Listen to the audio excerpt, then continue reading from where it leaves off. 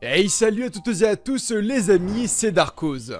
De l'épisode 1 au dernier film Naruto, la relation Naruto et Hinata a été développée soigneusement afin de créer pour le héros l'antithèse de la situation de départ. L'enfant qui n'avait absolument rien possède désormais tout. Au sein de l'univers qu'a créé Masashi Kishimoto, nous connaissons désormais les deux enfants de Naruto Uzumaki et Hinata Hyuga. Pour les rares personnes ne les connaissant pas, nous retrouvons Boruto Uzumaki l'aîné, puis Himawari Uzumaki la cadette. Ainsi, les 4 personnages précédemment cités forment la famille que Naruto Uzumaki a toujours voulu avoir. Mais dites-moi, connaissez-vous l'identité du 3e enfant de votre Hokage favori? Si vous pensiez comme la majorité que Boruto était son premier enfant, vous êtes malheureusement dans le faux.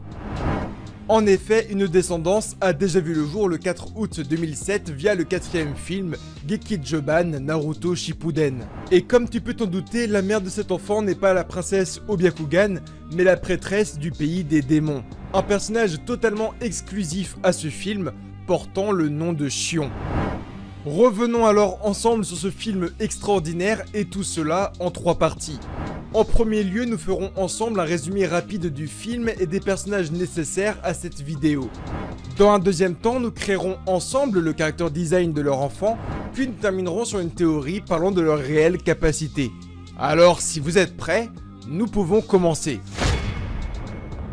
Le 4e film d'animation Naruto se déroule dans un pays lointain, portant le nom de Oni no Kuni. Cette nation sera également appelée durant le long métrage le pays des démons ou encore le pays des ogres. C'est au sein même de cette nation que l'équipe 7 menée par Neji Hyuga sera amenée à rencontrer la prêtresse Shion, qui est, comme vous l'avez compris, la mère du premier enfant de Naruto Uzumaki. Durant ce long métrage, le héros possède comme mission celui d'escorter la prêtresse à l'endroit où le légendaire démon Morio pourrait faire son grand retour. Au sein même du scénario créé par Junki Takegami, la lumière et les ténèbres se livrent depuis maintenant plusieurs siècles un terrifiant combat déterminant à lui seul l'avenir de la Terre. Bien plus qu'un scénario très intéressant nous rappelant à lui seul l'affrontement Hades et Athéna dans Senseiya, ce film créera une évolution rapide de la relation entre la prêtresse Shion et Naruto Uzumaki. Plusieurs éléments de ce 4e film seront également repris ou bien modifiés pour bâtir la romance de Naruto The Last. Et oui, ce n'est pas rien. Mais avant de connaître une relation fusionnelle et donc de fonder ensemble une famille, la rencontre Naruto et Shion est à ses débuts très difficile. En réalité, la prêtresse du pays des démons possède diverses capacités très spéciales qui lui permettent d'avoir des prédictions. L'intégralité de ses présages se déroule toujours tel que son dojutsu le lui a montré. Ainsi, en une quinzaine d'années, la prêtresse Shion a contourné sa propre mort, et ce, une centaine de fois. Néanmoins, l'une de ses prédictions viendra par l'effrayer, puisque pour une fois, ce n'est pas sa mort qu'elle verra, mais celle d'un jeune homme qu'elle n'a encore jamais vu. Une fois que la Team 7 pose ses pieds à Oni no Kuni, elle annonce sans scrupule à Naruto Uzumaki que le pays des ogres sera l'endroit causant sa perte. D'après sa toute dernière prédiction, le fils de Minato et Kushina mourra bel et bien face au surpuissant démon Morio. La mentalité des deux personnages sont à ce moment précis de l'histoire complètement opposées. La prêtresse pensant que la mort est immuable, tandis que Naruto Uzumaki possède la certitude que le destin peut être changé. Malgré une rencontre très compliquée, on découvrira plusieurs similitudes entre notre ninja favori et la jeune prêtresse, et ce concernant avant tout leur passé et leur enfance. Ayant peur de ces prédictions et peur de la mort, un grand nombre de parents interdiront à leurs enfants de s'approcher de Shion. Durant le film, Naruto réussira tout de même à révéler la véritable nature de la jeune femme qui paraît au premier abord comme étant une femme sans cœur et émotion. En fin de compte, nous apprendrons que Shion s'avère comme étant une femme douce et extrêmement gentille et à la fois détruite par la mort de ses nombreux serviteurs qu'elle n'oubliera absolument jamais. Plusieurs scènes durant ce film feront également comprendre l'attachement que Shion commence à éprouver envers Naruto, car comparé à ses amis désormais décédés, celui-ci refuse de connaître la mort et décide de se battre contre le destin. Naruto devient alors à ses yeux non pas un simple protecteur, mais un espoir de connaître un jour une vie meilleure. Après une fin de film très épique, après avoir vaincu ensemble le démon Morio, Shion a comme projet de fonder sa propre famille.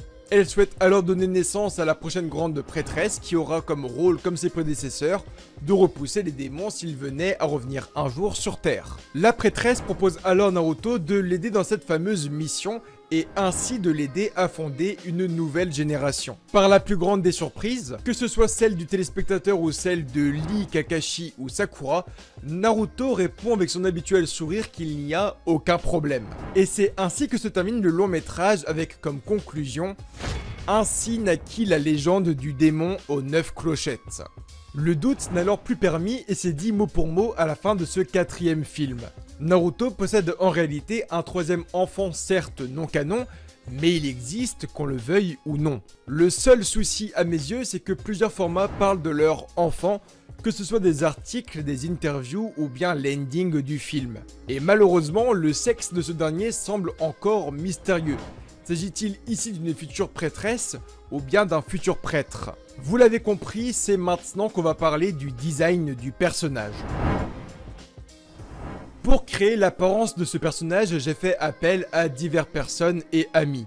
D'un côté, on retrouve Poisson Labo pour créer le line de l'enfant. J'ai ensuite fait appel à Land of Wano et à END777 afin de poser la couleur sur ce nouveau personnage et de le rendre plus vrai que nature. Mon rôle à moi dans l'élaboration même de ce personnage sera alors très simple, puisque ce sont mes directives que les gars vont suivre. Avant tout, je trouve qu'il n'y a pas une grande différence physique entre Shion et Hinata. D'ailleurs, plusieurs plans entre le film 4 et 10 se ressemblent énormément, et je ne vous parle même pas des vêtements que Shion porte qui ressemblent très fortement, voire parfaitement, à ceux que Hinata portait durant le festival d'hiver de Konoha. Ainsi, j'ai la certitude qu'une grande ressemblance pourrait exister entre les enfants de Shion Naruto et ceux de Hinata Naruto. J'ai avant tout l'envie de conserver les moustaches que Masashi Kishimoto a confiées aux enfants du héros. En réalité, le mangaka lui-même a décidé que ses enfants auraient 2 moustaches de chaque côté. Donc, je ne fais que suivre la logique des choses et nous conservons donc l'idée de Masashi Kishimoto. Il était également selon moi important de faire en sorte que la nature même de ce personnage ressemble énormément à celle de Naruto, que ce soit dans l'apparence ou bien certains agissements. Alors oui, les émotions, les expressions et le physique ressembleront donc beaucoup à Naruto Uzumaki. Au niveau de la coupe de cheveux, je partirai tout simplement sur un mélange entre Naruto et Boruto et avec des cheveux un peu plus en bataille. Car il reste tout simplement un enfant de Naruto et que Shion et Hinata possèdent également la même coupe de cheveux, donc il est très difficile de faire autrement pour l'instant. Au niveau des vêtements, je pars sur un style vestimentaire proche de celui du pays des démons, puisque avant tout cet enfant aura comme rôle avec sa naissance de protéger le monde d'un probable retour des démons sur les terres de Oni no Kuni. On reviendra là-dessus plus tard, mais alors oui, vous l'avez compris, pour moi cet enfant grandira au pays des démons et non à Konoha. Malgré tout, il pourrait avoir l'envie de devenir shinobi puisque son père est quant à lui un ninja tout de même de renom. Donc certains éléments de son character design nous feront également penser au style vestimentaire de Inokuni, avec par exemple des vêtements proches du corps ou bien la simple présence de kunai ou shuriken. Au niveau des couleurs, il s'agit par moments d'un mix entre la palette de Shion et celle de Naruto. Au début, je voulais que cet enfant possède des yeux entre le bleu ciel et le violet. En fin de compte, je me suis rappelé que Boruto et Himawari avaient tous les deux hérité des yeux de leur père. Il était également dit que Minato Namikaze avait légué ses yeux saphir à son enfant, et donc encore une fois, je décide de suivre la logique de Masashi Kishimoto. Au niveau des cheveux, je vais partir sur la même couleur que Shion. Il s'agit d'une sorte de blond polaire. Ce choix est alors très simple parce que si je mets ce personnage blond, il ressemblera beaucoup trop à Boruto Uzumaki. Et puisque la jeune femme est bien plus pâle que Naruto, je décide que l'enfant aura la couleur de peau de son paternel. Il existera une deuxième version de ses yeux car il est très fortement possible que cet enfant possède le même dojutsu que sa mère, permettant ainsi d'avoir des prédictions. Pour finir, la couleur des vêtements est un parfait mélange de ceux de Naruto, de Shion et des gardes de Oni no Kuni. C'est un mélange des trois tout simplement. La dernière chose à voir désormais est un prénom pour ce personnage. Comme vous le savez, Masashi Kishimoto donne à ses personnages des prénoms donnant très souvent des indices sur leurs capacités, leurs émotions, leur nature ou bien même des simples ressemblances physiques. Par exemple, Shion veut dire Aster Tatareicus, qui est le type de fleur ayant inspiré son dojutsu de prééminence. Himawari signifie avant tout tournesol, mais il y a également un second message caché. Lorsque les deux premiers kanji de son prénom sont inversés, ils épellent Yuga, qui peut également être lu comme étant Hinata, faisant de son prénom une référence à la fois à sa mère et à son clan. Boruto est la traduction japonaise du mot français boulon. On a d'un côté boulon et Boruto. En réalité, il s'agit d'un hommage à son défunt oncle Neji qui quant à lui signifiait vice. La phrase de fin du film signifie que cet enfant est un parfait mélange des deux parents, le démon aux 9 clochettes. Ainsi, j'avais comme idée de mélanger les deux mots fleur et démon afin de baptiser ce tout nouveau personnage. Avec d'un côté le mot Akuma et Ana signifiant fleur, pour ainsi le baptiser Akuana. Ouais, c'est vraiment pas ouf, mais je vais pas réellement quoi faire de plus, en vrai de vrai. D'après certains ouvrages et interviews, leur enfant pourrait très probablement être une jeune femme pour ainsi devenir la jeune prêtresse dont parlait Shion à la fin du film. Mais je vais être sincère encore une fois avec vous, on avait un peu la flemme de la créer et on n'y arrivait pas tout simplement. Maintenant que le design du personnage est terminé, il est important de parler de sa vie et de ses capacités. Avant tout, Akuana est un personnage qui, à mes yeux, ne doit pas vivre et évoluer à Konoha, mais bel et bien au pays des démons. Il est important de se rappeler que son objectif en prenant naissance était de repousser la menace de son pays natal. Donc oui, pour moi, le jeune homme évoluera non pas à Konoha, mais bel et bien au pays des ogres. Il pourrait bel et bien apprendre des jutsu, mais encore une fois, il s'agirait de ceux venant de son pays natal, et non de ceux venant de Konoha. En effet, les mudras sont complètement différents quand ils viennent du pays des démons.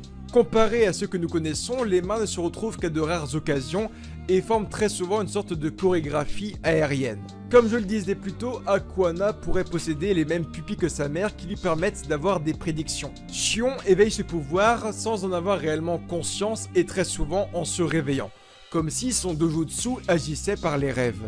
Néanmoins, il n'est pas impossible de maîtriser et de contrôler ce dojutsu. Durant le film, nous comprenons tout simplement que la mère de Shion a écarté sa fille du ninjutsu pour éviter de perdre le contrôle sur son énorme potentiel. Ainsi, nous le comprenons très rapidement, Shion possède des pouvoirs qui ont rapidement été bridés. Bien plus que des pouvoirs tout simplement bloqués, Shion ne s'est absolument jamais entraîné pour améliorer ou bien maîtriser ses pouvoirs. Si l'enfant de Shion et Naruto connaît le ninjutsu ainsi que les arts ninja que son père pourrait lui expliquer, Akuana pourrait également éveiller son dojutsu à son paroxysme, et donc lancer quand il le souhaite des sortes de prédictions en combat.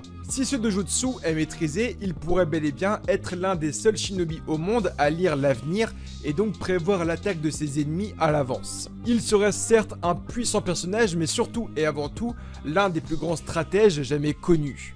Shion possède également de grandes capacités pour le Fuinjutsu et son père de grandes réserves de chakra.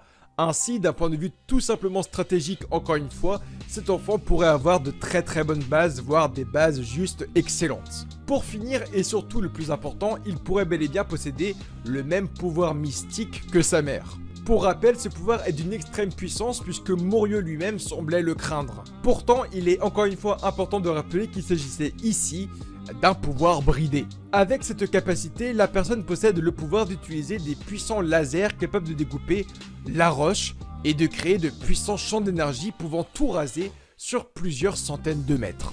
Pour finir, il est quand même très fortement probable que Akuana apprenne des techniques très simples appartenant à Konoha comme le Henge, le Bunshin ou même le Rasengan venant de son père Naruto. En tout cas, il n'y a rien à dire, cet enfant inconnu serait à mes yeux un véritable génie, un peu à l'image de Boruto Uzumaki. J'espère que cette vidéo vous a intéressé, je suis actuellement sur le montage du chapitre numéro 49 de Boruto.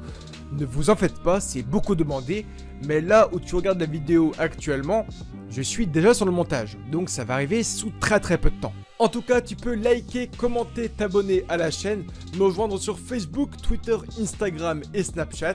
Merci à tous pour votre présence et votre attente sur mes vidéos. Je redeviens petit à petit actif, vous en faites pas. Je vous aime fort, je vous dis à très bientôt pour de nouvelles vidéos. Vous connaissez le mot de fin, Datebaso.